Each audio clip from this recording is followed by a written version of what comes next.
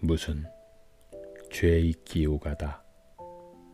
네 사는 집 불빛 창에 젖어 발이 멈출 때 있었나니. 바람에 지는 꽃잎에도 네 모습 어리울 때 있었나니. 늦은 밤 젖은 행주를 칠 때, 찬 그릇 마주칠 때, 그 불빛 속 스푼들 딸그락거릴 때, 딸그락거릴 때, 행여 돌아서서 너도 몰래 눈물 글썽인 적 있었을까? 우리 꽃 중에 제일 좋은 꽃은 이승이나 저승 안 가는 데 없이 겁도 없이 넘나들며 피는 그 언덕들, 성남꽃이라는데. 나도 죽으면 겁도 없이 그 언덕들 성남꽃 꺾어들고 밤이슬 풀비린내 옷자락 적시어가며 네 집에 들리라.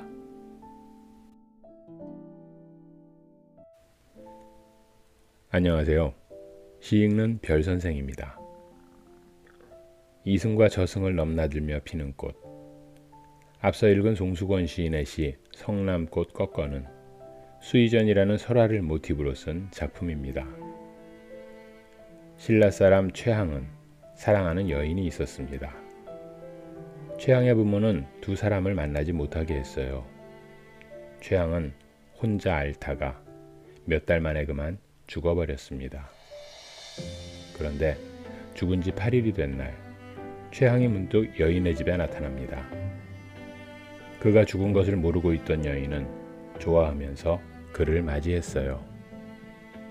최항은 머리에 성남꽃 가지를 꽂고 있었는데 그걸 나누어서 그 여자한테 주며 부모가 두 사람의 사귐을 허락해서 왔다고 말합니다. 두 사람은 최항의 집으로 갔어요. 최항은 잠긴 대문을 보고 혼자 먼저 담장을 넘어 들어갔는데 밤이 새고 아침이 되어도 웬일인지 다시 나오질 않았답니다. 아침이 되어 그 집 하인으로부터 최항이 죽은 지 이미 8일이 지났음을 알게 되죠. 죽은 항이 담긴 관을 열고 들여다보았습니다. 시신의 머리에는 성남꽃 가지가 꽂혀 있었어요. 옷도 금방 밤풀섭을 거쳐온 듯 촉촉히 젖은 그대로였죠. 이 시의 화자는 살아서 이루지 못한 사랑, 죽어서라도 저승에서도 피어나는 꽃 성남꽃을 들고 가겠다고 합니다. 사랑을 위해 죽음조차 이겨낸 성남꽃, 영원히 시들지 않을 겁니다.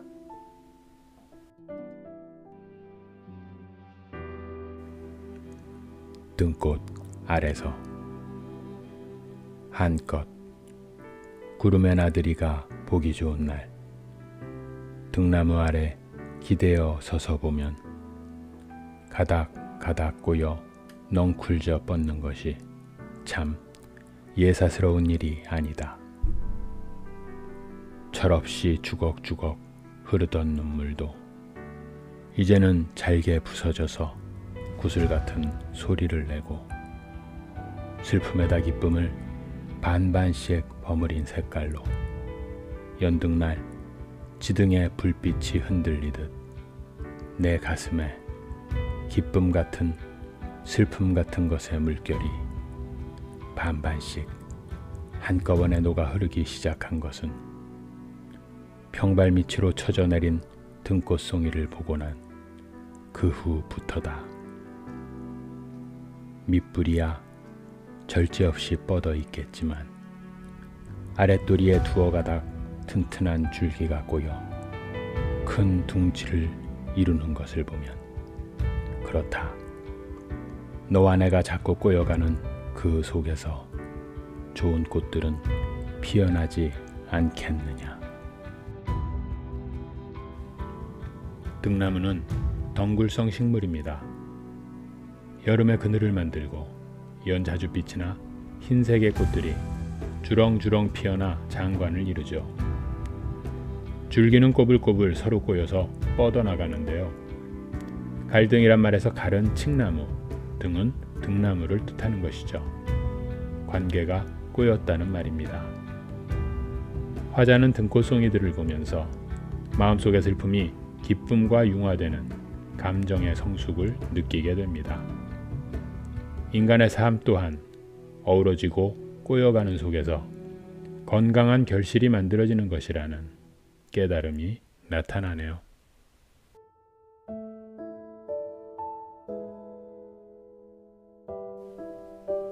산문에 기대어.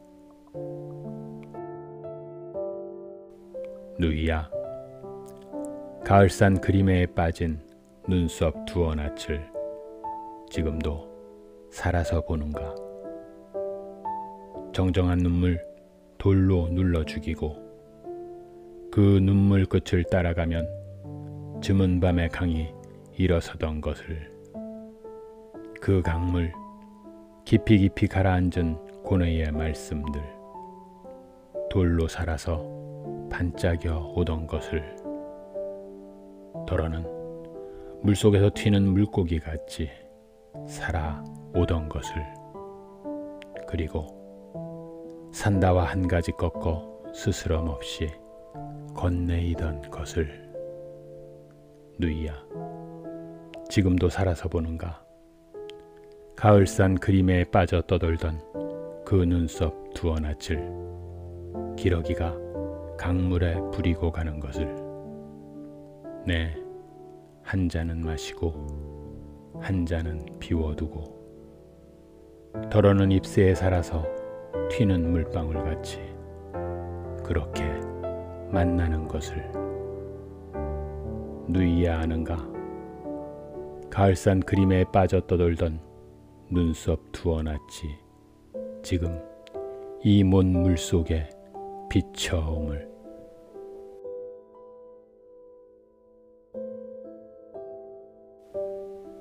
하마터면 이 시는 세상에 나오지 못하고 사라질 뻔했대요. 송수건 시인이 이 작품을 백지에 써서 응모를 했는데 문학사상 담당 기자가 원고지를 쓸 줄도 모르는 사람이라면서 휴지통에 버렸다네요. 당시 편집 주간이었던 분이 휴지통에 있던 시를 발견해서 1975년 시인의 데뷔작으로 발표했어요. 이 일화로 휴지통에서 나온 작품이라는 입소문을 타서 문단에서 화제가 됐죠. 화자는 과거를 회상하며 죽은 누이에게 말을 겁니다. 눈물을 돌로 누르면서 다시 만날 것을 믿죠. 믿음은 즈문 밤에 강이 일어서던 것, 돌로 살아서 반짝여 오던 것, 물속에서 튀는 물고기 같이 산다와 한 가지 스스럼 없이 건네이던 것, 입수에 튀는 물방울 등 생동감 있는 이미지를 통해서 형상화됩니다.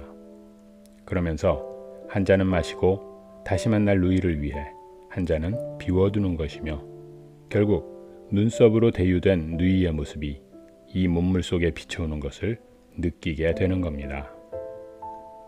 죽은 사람은 산 사람의 마음속에 늘 살아 있습니다. 그래서 이처럼 절절한 시가 탄생할 수 있는 거죠. 마음을 비운다는 것, 누군가를 그리워한다는 것은 오히려 마음을 넉넉하게 합니다. 송수건 시인의 적막한 바닷가 읽으면서 오늘 마무리합니다. 고맙습니다. 적막한 바닷가. 더러는 비워놓고 살 일이다. 하루에 한 번씩 저 뻘밭이 갯물을 비우듯이 더러는 그리워하며 살 일이다.